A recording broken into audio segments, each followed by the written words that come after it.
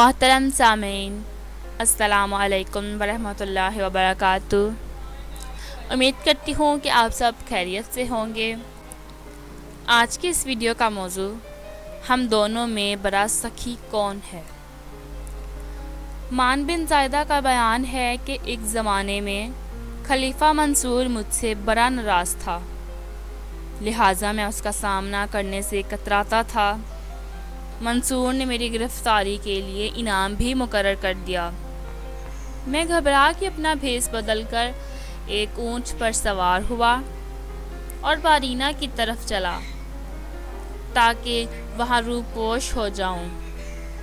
चलते चलते मैं जब बगदाद के मोहल्ले बाब हरब में पहुंचा, वहाँ मैंने देखा कि एक शख्स तलवार हमाइल किए हुए मेरा ताक़ुब कर रहा है। मैंने तेज़ी से आगे बढ़ने की कोशिश की, मगर वो शख्स मेरे सामने आ गया। उसने झट मेरे ऊँट की नकील पकड़कर उसे ज़मीन पर बिठा दिया और मेरा हाथ मजबूती से पकड़ लिया।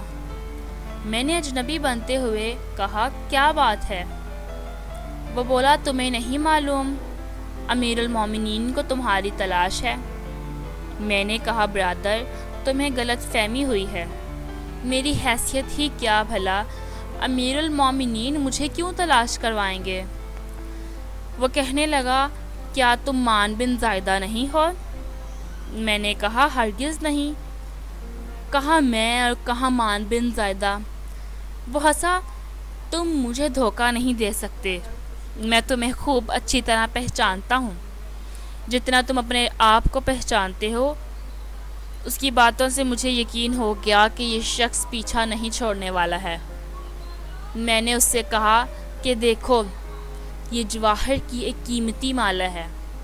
इसकी कीमत अमीरुल मोमिनीन के इनाम से बहुत ज़्यादा है। इसे तुम ले लो और मुफ्त में मेरा खून अपने सर ना लो। मैंने माला उसको थमा दी।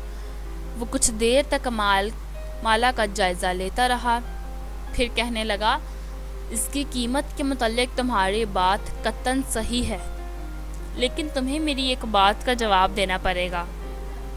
उसने सवाल किया कि बहुत लोग तुम्हारी सखावत और फयाजी की तारीफ़ करते हैं। मुझे बताओ, क्या तुमने यह हार देकर मुझे अपनी सारी दौलत बख्श दी है? मैंने जवाब दिया, नहीं।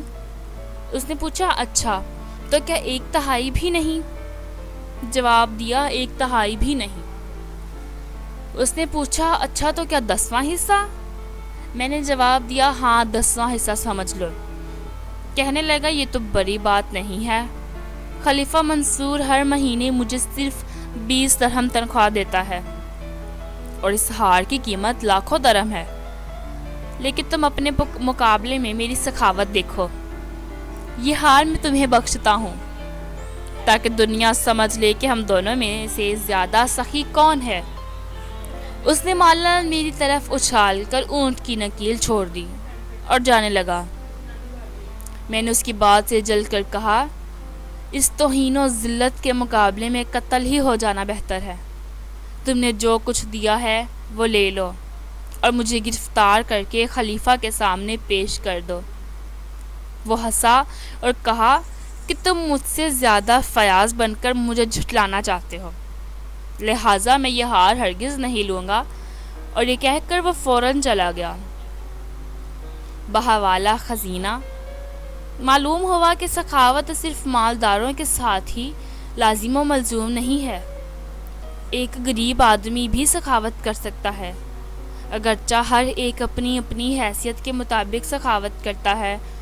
दुआ है कि अल्लाह ताला हमें इस वाक़े से सबक हासिल करने की तौफ़ीक़ अता फ़रमाए। आमीन या रब्बुल आलमीन।